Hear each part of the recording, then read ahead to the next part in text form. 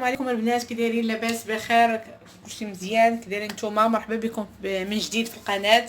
مرحبا بالناس الجداد اللي اول مره يكتشفوا القناه. كنرحب بهم وكنقول لهم مرحبا بهم. الا عجبتهم يفعلوا الجرس ويشتركوا في القناه ويضغطوا على زر الاعجاب باش ديما يبقى يتوصلوا بالجديد. الوصفه ديالنا اليوم البنات اللي هي بسبوسه فرديه، كتجي هائله بكريمه ديال الحامض. على بركه الله، ما نطولش عليكم، نبداو بالمقادير ديال هاد البسبوسه هذه. اللي كنحتاجو ليها هنا عندي 2 كيسان ديال السميد الرقيق، 2 كيسان بعبار كاس ديال العنبه، عندي كاس قل ربع ديال زيت المائده، عندي هنا نص كاس ديال السكر سنيده، عندي هنا 2 بيضات بحراره ديال المطبخ، عندي هنا يوغورت طبيعي بنكهه الفانيلا، ماشي طبيعي، بنكهه الفانيلا عفوا، وعندي هنا خماره وحده من فئه 8 غرام، هنا ساشيه ديال السكر فاني من فئه 7.5 غرام، عندي هنا قبيصه ديال الملح، وعندي هنا قشور ديال الحامضه. على بركه الله نبداو بالطريقه ديال تحضير هذه البسبوسه. هنا البنه الجبانيه غنديروا فيها 2 بيضات، غنديروا السكر سنيده الكميه اللي عندنا نص كاس، وغنديروا داك ساشيه ديال الفاني سكر فاني، وهاد القبيصه ديال الملح،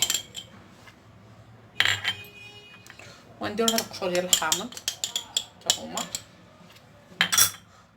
وغنضربوا هاد العناصر مزيان.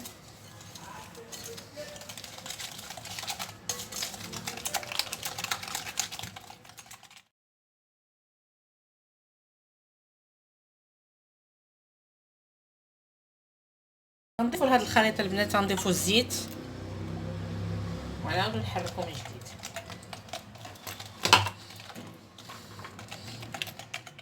ضفنا هاد الزيت هادي اللي ضفنا، غنضيفو ضامون بنكهه الفانيلا، غنخلطو مزيان. سجلت لينا البنات هاد العناصر، هانتوما كيفاش كيولي الخليط ديالنا. هنا غنبداو نضيفو السميد بشويه بشويه ونحركو مع استمرار التحريك دائما. عندي هنا 2 كيسان، يعني انا غنبقى نضيف تنشوف شحال كفاني.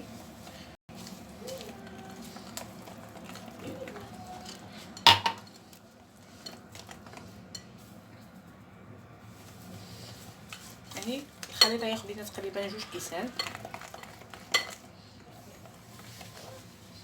وغنضيفو الخميره مره واحده باش نحركو مره واحده الخليط ديالنا. بعد الخماره اللي عندنا وحده، ونحركو مزيان هاد العناصر بحال هاد الشكل. كتجي هائله هاد البسبوسه هادي، نتمنى يا ربي تعجبكم وتجربوها. نحركو مزيان. من بعد ما خلطنا الخليط ديالنا جانا على هاد الشكل هذا. هانتوما انا دابا موجده ليمون اللي غادي نوجد نحضر فيهم هاد البسبوسه. هادو انا وجدتهم من قبل، يعني دهنتهم مزيان بالزبده ورشيتهم بالسميده.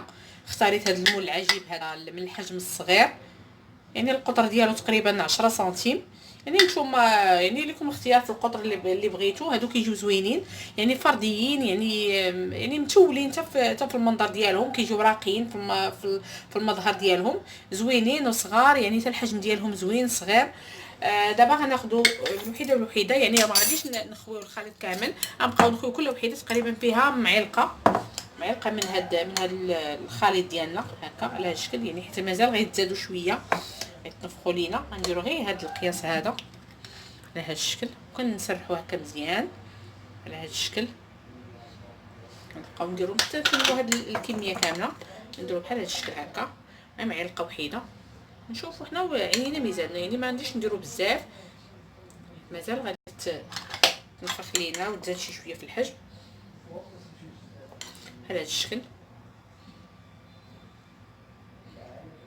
على هاد الشكل هذا البنات. نتمنى يا ربي انايا هاد الوصفه هذه تعجبكم وتجربوها ان شاء الله. يعني هاد الشكل هكا، وكنحاولوا نسرحوا، يعني راكم عارفين السميده محدا غدا وكتبدا تنشف، ما كتبقاش خفيفه.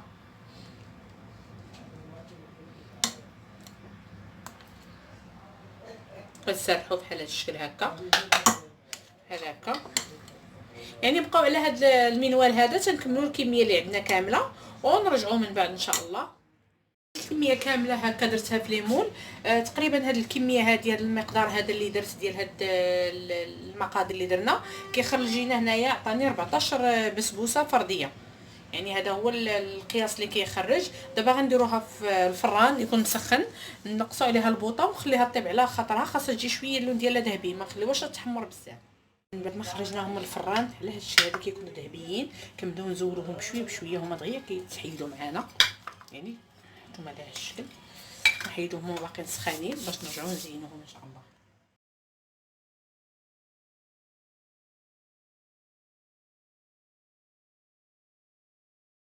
انا من جديد البنات، من بعد ما طابت البسبوسه ديالنا خرجناها من الفران، خليتها تبردات واحد شويه.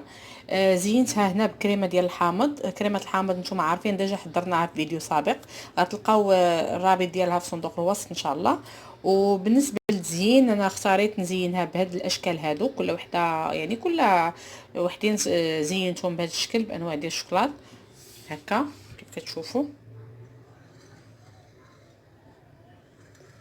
نتوما. هاد الكميه كامله هي هذه اللي خرجت ليا كامله.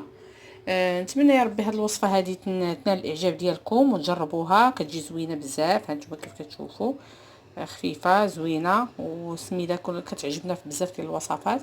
نتمنى يا ربي تجربوها، ما تبخلوش عليا بالاراء ديالكم والتعاليق. الناس الجداد اللي اول مره يكتشفوا القناه كنرحب بهم، ونتمنى يا ربي يفعلوا الجرس ويشتركوا في القناه باش ديما يبقاو يتوصلوا بالجديد اللي كنبارطاجي معاكم.